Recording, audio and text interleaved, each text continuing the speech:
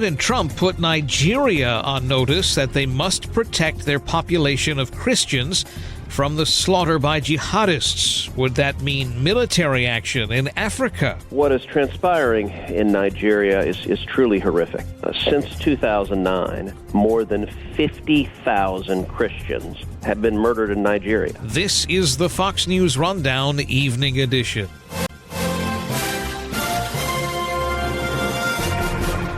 President Trump is invoking the 1998 International Religious Freedom Act and is telling leaders of Nigeria that they have done too little to defend Christians among its population from kidnapping, torture, and slaughter by radical Islamists within the West African nation. Using his Truth Social platform, the president warns he will end foreign aid to Nigeria if they don't act quickly, and that he is directing the U.S. War Department to prepare for action. The U.S. will go in the president's words, guns a-blazing, in order to protect Nigerian Christians. White House Press Secretary Caroline Leavitt was asked about it at today's press briefing. If the Nigerian government continues to allow the killing of Christians, the United States will immediately stop all aid and assistance to Nigeria and may take action to wipe out the Islamic terrorists who are committing these horrible atrocities, especially against innocent women and children.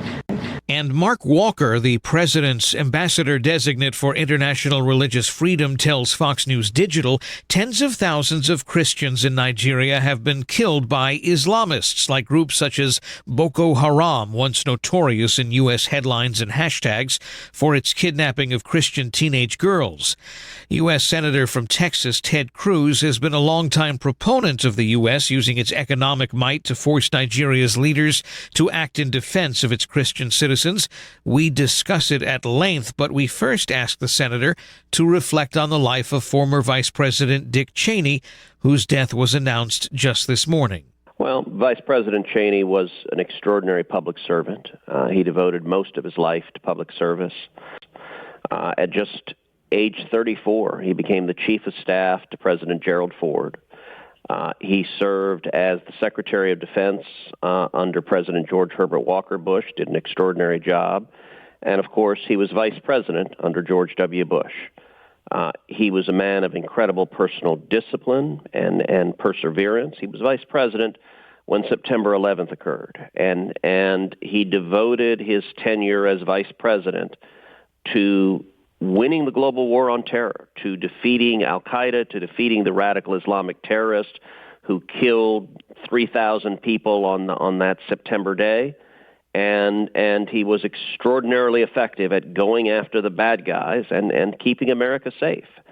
And right now today, there are Americans who are alive because Dick Cheney was so effective and so devoted to protecting America and defeating America's enemies. And so today, my prayers are with the entire Cheney family. He was beloved by his family, and he has left an extraordinary and a lifelong legacy of public service.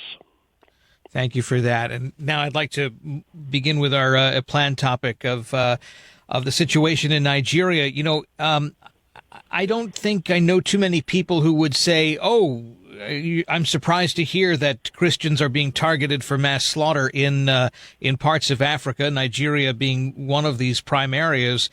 I think what's new is to hear an American president really make a threat or maybe even a promise to do something about this in perhaps the most drastic of ways, and that's the use of American military might to address this. As someone who has concerned yourself with this matter for a long time, and I think, again, I think it's one of these topics that has just gone undiscussed for so long.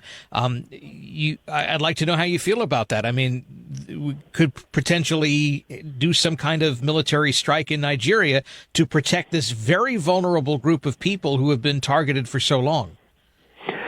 Well, what is transpiring in Nigeria is truly horrific.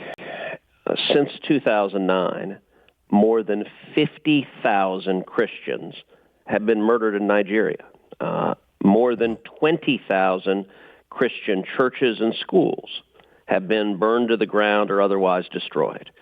And Christians are being systematically targeted by Boko Haram, and other radical Islamic terrorists.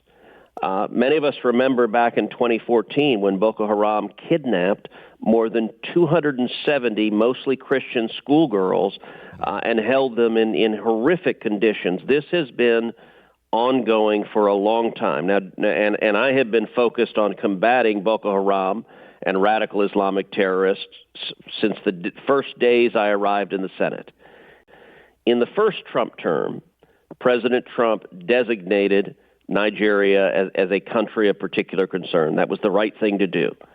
Unfortunately, Joe Biden came into office and immediately unwound that, removed them from the list, removed pressures, removed sanctions, and basically turned a blind eye while radical Islamic terrorists slaughtered Christians. When President Trump was reelected this second time, I've been leading the effort, urging the president to designate Nigeria as a country of particular concern. Last Friday, the president did so. I'm very grateful that President Trump did so. It's the right thing to do. I've also introduced legislation that would impose targeted sanctions on the particular government officials who are responsible for looking the other way, responsible for facilitating or condoning this mass slaughter. And specifically, 12 state governments within Nigeria enforce Sharia law and enforce blasphemy laws.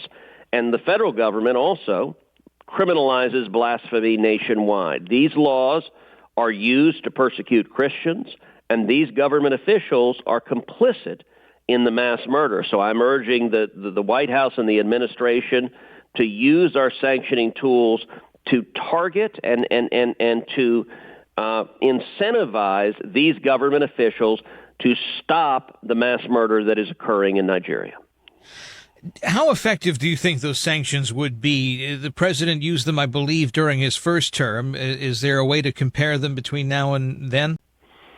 Well, Nigeria was listed as a country of particular concern during the first term. He did not take the next step, which is sanctioning the individual and specific government officials. And that can be very effective.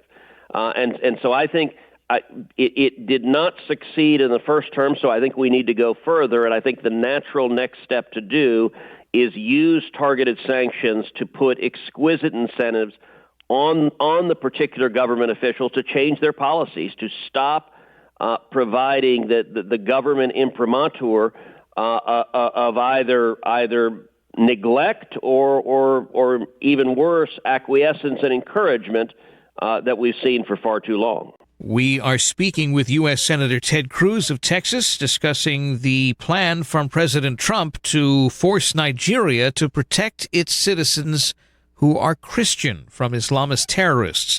On the Fox News Rundown Evening Edition, please share, like, and subscribe. We'll have more straight ahead. The president did use the term guns a-blazing. There is a contingent, we'll call it, of the president's voting base. I assume you share part of that base as well, that has made themselves very openly against any kind of new foreign war, new kind of foreign entanglements. They were upset at the idea of airstrikes against the Iranian atomic facilities. I think the president's tactics have been proven otherwise. But what do you say to those voters, those people who say we shouldn't be getting involved in any other foreign conflicts? It doesn't concern us. It's on the other side of the world, so on and so forth. Well, President Trump is rightly reluctant to engage in unnecessary foreign conflicts and extended military battles. That being said, President Trump has never been an isolationist. He has never been afraid to be commander-in-chief and to defend America. And you're right, there are some isolationists in our party who consistently advocate for never, ever, ever using military force. President Trump has never agreed with them. If you go back to the first term, in the first term, President Trump inherited, ISIS had a caliphate about the size of the state of Indiana, and President Trump came in and utterly decimated ISIS, so the caliphate is no more. Right. In the first term, President Trump took out General Soleimani. He also took out al-Baghdadi. President Trump has been vigorous in going after radical Islamic terrorists. Why? because radical Islamic terrorists have a history of trying to murder and sadly far too often succeeding in murdering Americans. And the commander-in-chief has a responsibility to protect Americans. In this second term, President Trump began by targeting the Houthis, who were attacking American ships and other ships going through the Suez Canal, and taking out many of the Houthis. He has been taking out Venezuelan narco-terrorists with precision strikes, and as you noted, he authorized the bombing run that took out the Iranian nuclear weapons facilities. That latter decision was the single most important national security decision President Trump has made this second term. I enthusiastically supported bombing those Iranian nuclear weapons facilities. Why? Because Iran was developing nuclear weapons with the stated purpose of potentially using those weapons against America. That when the Ayatollah chants death to America, I believe him, and so did President Trump. And there's a difference between using targeted military strikes to take out enemies of America who want to kill Americans and are developing weapons to kill Americans. There's a difference between that and engaging in nation building. So, for example, if someone proposed, let's invade Iran or let's invade Nigeria and try to turn them into democratic utopias, turn them into Switzerland, I would oppose that, and President Trump would oppose that. That's not our military's purpose, to try to engage in nation building, but it is our military's purpose to keep America safe. And I got to say, I strongly agree with President Trump's foreign policy and national security decisions. I have actively urged many of those decisions, and he has agreed with me. And the isolationist who so vocally opposed, for example, bombing the Iranian nuclear facilities, they have been proven wrong. And in my view, weakness and appeasement doesn't avoid war. It makes war more likely. The way you avoid war is peace through strength. That's something Ronald Reagan understood, and that's something Donald Trump understands. Texas U.S. Senator Ted Cruz speaking to us from Washington. The work to protect Christians in Africa, specifically Nigeria, has been a focus of missionary groups and other Christian organizations who have invested time, effort, and, of course, money in Christian outreach across the continent. And they've spent years sounding alarms that Christians in Nigeria are under constant threat of their lives. Well, what's happening in Nigeria is unprecedented. Pastor Robert Jeffress of First Baptist Church in Dallas is also host of Pathway to Victory and has been an advisor on a number of matters to President Trump. The watchdog group Open Doors has said that more Christians are being killed in Nigeria than in every other country combined. And that ought to be a concern, not just for Christians, but people of all faiths. And it's certainly a concern of our president, Donald Trump. I had the privilege of attending his historic speech on religious freedom to the United Nations back in 2019. And during that speech, the first speech a president had ever devoted to this subject at the United Nations. Yeah. During his speech, he noted that 80% of the world's population are living in countries that do not respect or allow for religious liberty.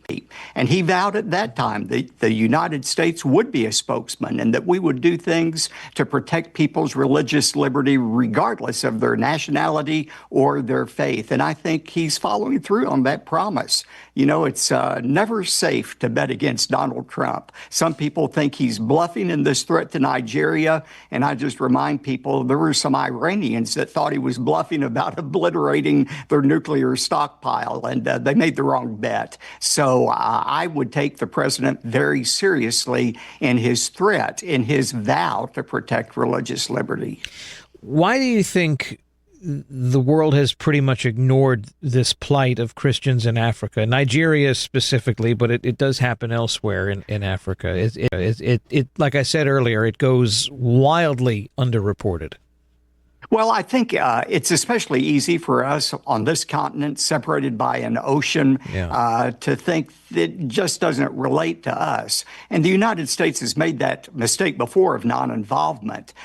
We slumbered through Nazis killing nearly 6 million Jews until we awakened and realized this is a threat that had to be addressed. And I believe more and more Americans, as they see the atrocities being committed against Christians, I think they will understand why the president is making the threats, the verified and the legitimate threats he's making to protect the Christians in Nigeria.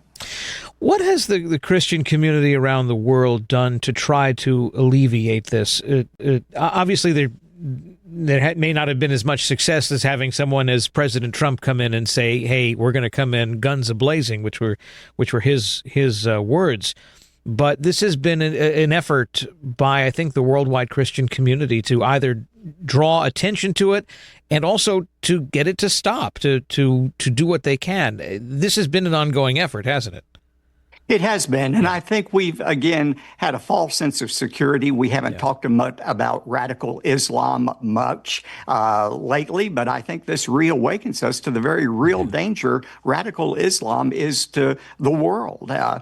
People say, well, Islam is a religion of peace, and it's true. Of the 1.5 billion Muslims, most of them are peaceful, but if only 5% of that 1.5 billion are radicalized, that means you have 75 million radical Islamic terrorists in the world, and that ought to be a concern for everyone. And what most people don't understand is when a radical Islamist terrorist slaughters a Christian, he's not acting in opposition to his faith. He's doing what his faith tells him to do. It was Muhammad in the Quran who said, kill the infidels.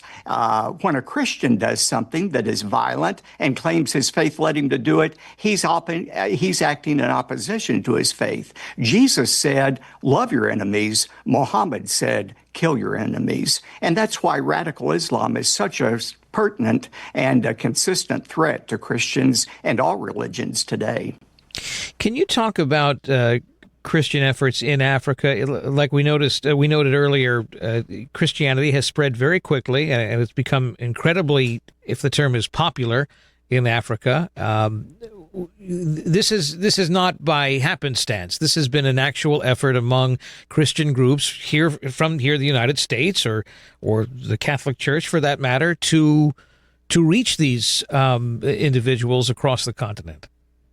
That's right. And, this is one of the most interesting things that really verify the truth of Christianity. Unlike some people who say Christianity is a Western religion, mainly founded and propagated by Americans, nothing could be further from the truth. The center of Christianity started in Israel, and it spread throughout Europe, and it spread to the United States. For some time, the United States was the center of Christianity, but that's changed. Now you see Christianity spreading throughout Africa, through China, through all parts of the world. And that is just another proof of the transcendent nature of the gospel of Jesus Christ. It's not for one people or one nationality. It is good news for everyone. And the fact is, we who believe the Bible understand there is a spiritual war going on between the kingdom of God and the kingdom of Satan. And these radical Islamic terrorists are simply being used by Satan himself to destroy the Church of Jesus Christ. But they're not going to succeed in it ultimately. Jesus said, upon this rock I will build my church, and the gates of hell will not prevail against it. And I want to kind of follow up to my previous question. Talk about the efforts to reach Africa. This obviously takes a lot of money. And when I say reach Africa, I mean spread Christianity in Africa. This takes a lot of effort, a lot of money, a lot of volunteers maybe, or a lot of people who agree to work for very little money in order to take on this role. And this has been an effort that hasn't just started recently. This has been going on for some time. That's right. And the effort continues, and I think it's being aided by technology. You know, we broadcast our program, Pathway to Victory, throughout the world, including Africa. We received a message from an African man who was standing in front of his hut on Easter Sunday morning, listening to my message on his cell phone, and he converted to Christianity. And I think that's the power of the gospel. And I think God, in these last days, is going to use technology, radio, television, digital platforms to make sure his message of salvation reaches everyone around the world. All right, Pastor Robert Jeffress, thank you so much for being with us on the Fox News Rundown Evening Edition. Thank you for having me. You've been listening to the Fox News Rundown. And now, stay up to date by subscribing to this podcast at foxnewspodcasts.com. Listen ad-free on Fox News Podcasts Plus on Apple Podcasts. And Prime members can listen to the show ad-free on Amazon Music. And for up-to-the-minute news, go to foxnews.com.